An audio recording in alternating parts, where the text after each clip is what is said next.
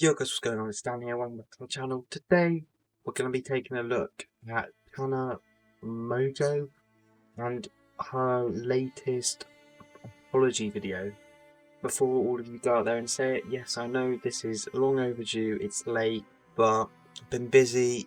I'm just happy I'm getting the video out, to be honest, and I hope you guys can enjoy it. Okay, so we're over on the video now. Let's just get straight into it and see what we can find out. So let me just put my headphones on and we can listen to what she's going to say to us.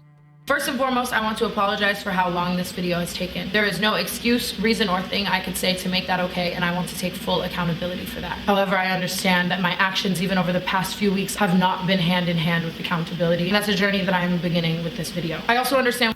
I know it's only been 15 seconds, but the first thing I need to say is you can tell she didn't write this herself, and it was completely scripted, because it jump cuts between each line, because she's learning it line by line and saying it line by line, and she's moving position each time. If you pay close attention, you can actually see that.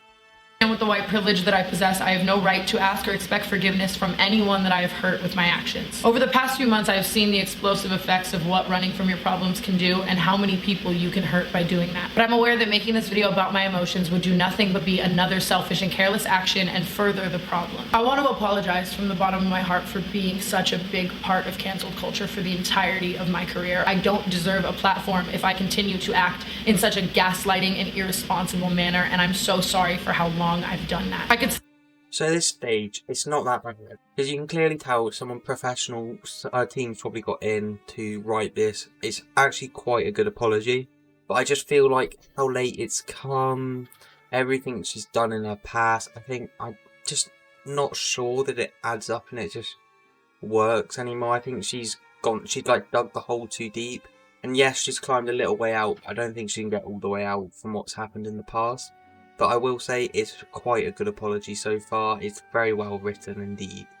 Sit here and blame it on the people I watched or the people that raised me or the advice that I chose to take, but at the end of the day, I chose to take those paths. I chose to only listen to yes people. I chose to idolize people that taught me the complete wrong way to handle the responsibility of this platform, and it breaks my heart that it took me getting to 22 years old to realize that. With that being said, I want to express my utter disgust with every single apology video I've ever made. I'm sorry for uploading them, I'm sorry for defending them, and I'm sorry for putting them out to such a huge audience. You know what, at least here she's open and knows the fact. I hope she knows the fact that all the videos she's done in the past apologising are awful. They're not good justifications, they're not good at all. If she genuinely means this, fair play, but if this is just because someone's written this down for her to read out, then it's like, it's happening again, isn't it really? But if it is just what she's had to say, fair play. I did nothing but look at apology videos as people digging up my past again. If I'd spent the time I spent pandering, deflecting, making excuses, and spewing ignorance to millions of people becoming a better person. So, if they've got a jumbo jet on this microphone, it's so crackly and loud and, quite frankly, irritating to listen to. Like, for a video such as this, you've got, like, a professional camera set up by the looks of things. You expect to have a good microphone setup as well, where you're not hearing just crackling upon crackling upon crackling, so it does belittle the video in some respects. I would be in a far, far better place right now, and for that I can only hold myself accountable. It is far past the time I needed to own up to my behavior and take 100% accountability for my actions. And if I had wanted people to see that I'd truly grown, you'd think that my actions would have been in unison with that thought before this moment. I want you to know I'm aware of that, and I am so sorry for how much of a coward I have acted like. It's inexcusable. It's completely, completely inexcusable. One thing I've learned over this time is the undeniable responsibility that goes hand in hand with a platform of this size. I am so sorry for ever thinking I could possess all that I have without acknowledging the extreme responsibility that comes with it. I had every single resource to change, and I am so sorry for choosing the wrong route every single time. I feel like for a matter like this, she should have learnt her lines. The jump cuts just make it feel awkward and just not really flowing together, and I just think it really does let the video down. Is it verbally, is it a good apology? Sounds pretty decent. If there's meaning behind the words, then it's a good apology, but at this stage, I just don't know if it is. Like, I can't tell you if it's just because it's been written down and she's been told to say this is the reason why that it's being put out. And obviously she said she's spent a long time getting this out, it's long overdue. But realistically speaking, I feel like it's a long overdue because she's been waiting for someone to write something perfect. And just because it sounds perfect doesn't mean the apology itself is going to be perfect, which I think is what we're seeing now. Time. I have so much work to do on myself to become a better person, and I intend on showing you that with action, education, and time. I don't want to come back to this platform until I am someone that can shape the youth in far better ways than the things I watched growing up shaped me. I don't want to be the reason that a young girl grows up the way I did. What would have been vital at that time was to look inside, to ask myself why people were angry at me, go to the root of the problem and find out why I was acting like that, and then educate myself. That's what someone deserving of a platform of my size would have done. The only goal I was taught that I actually internalized was that when I was in the wrong, I needed to make people like me again versus what I could do to become a person that people actually like.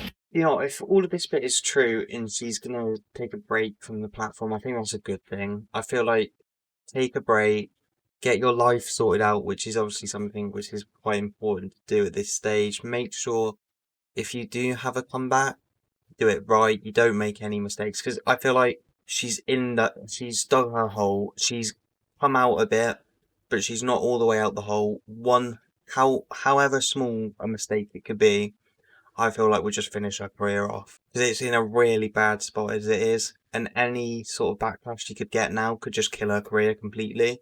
I see so clearly now the microaggressions and terrible values that I was enveloped in for 15 years of my life. I see so clearly now the problem with the things I grew up thinking were funny and the sense of humor I developed. I now realize that the content I put out into the world and who I am has the ability to aid in either positively or negatively shaping this generation. But with all of that being said, there is no excuse for the amount of time it took me when I had every single resource in the world to become a better person in the last 3 years. I had people like Colin Berry specifically call me out and try to open my eyes and make me better. But I was so stuck in my narcissistic, egotistical ways that I was convinced I was a good person and had nothing to learn. And to anyone who tried to help me during that time and I chose to look the other way, I'm sorry. Especially Colin Berry. I am so sorry.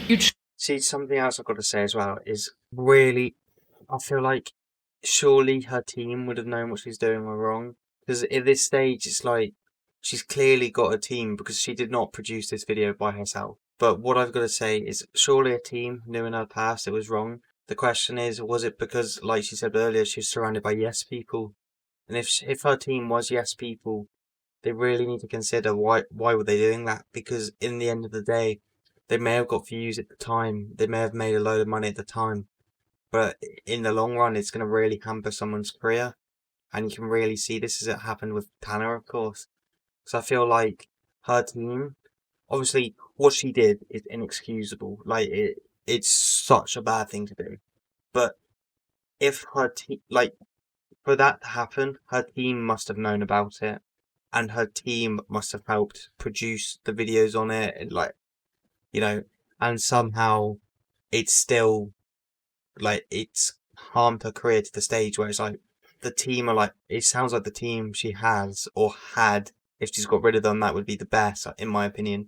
The team she had hampered her career for her because they just wanted to make loads of money as quickly as possible. Truthfully tried, and you would have saved me a whole lot of hell had I listened to you, and I want you to know that I know that and I live with that. I have a lot more to say about the Colin Berry situation. I just wanted to say that right then and there because I felt that that needed to be said. Next, I want to apologize for every single one of my past tweets. They were incredibly prejudiced, racist, homophobic, and unfunny. It shows how much hate was so clearly inside of me that I thought it was okay, even at that time, to write that out and put that out in. This is something else about those tweets. Again, surely she would have had someone like a social media manager, etc., someone to keep an eye on these things. And the fact it was made like public, made available, is again, I feel like, obviously Tana is like 99% to blame for that, but I feel like her team should have had a bit of control over it, where they could get to the point where stuff like that wasn't happening. Because at this stage she clearly had a lot of money and a lot of influence, so she would have had a team behind her, as most people do. It was still made available for everyone to see, and to just end up digging a ditch for her and really putting her career on a lifeline. time I spoke about my past, I pandered, I deflected, I made excuses, and I was so much more of a piece of shit. And it's crazy that I was trying to convince people I had grown. And that is exactly how I should have apologized anytime anyone ever questioned my past. As I would grow in my career, I would claim to say that I understood the pain behind these words. I would claim to say that I knew how wrong it was to have said that at that time. But then every time I would apologize, it would be in a way that was so pandering and deflecting. It would discredit everything I had to say. And it's so sad that I was so fucking stupid and couldn't realize that. And then This is something else. Every time she made an apology about something she did, it wouldn't be long until there'd be another apology and another apology. It's like at that point you must know something's going on and you need to just take a step back from everything which is going on and really look at what's happened to do this. If you're making apology upon apology upon apology, something's gone wrong. And it's like one of those things you kind of need to sort out then and there. If you've made multiple apologies, if you've made multiple mistakes, surely you'd learn from them and not continue to make more and more. Yet she still seemed to somehow do so.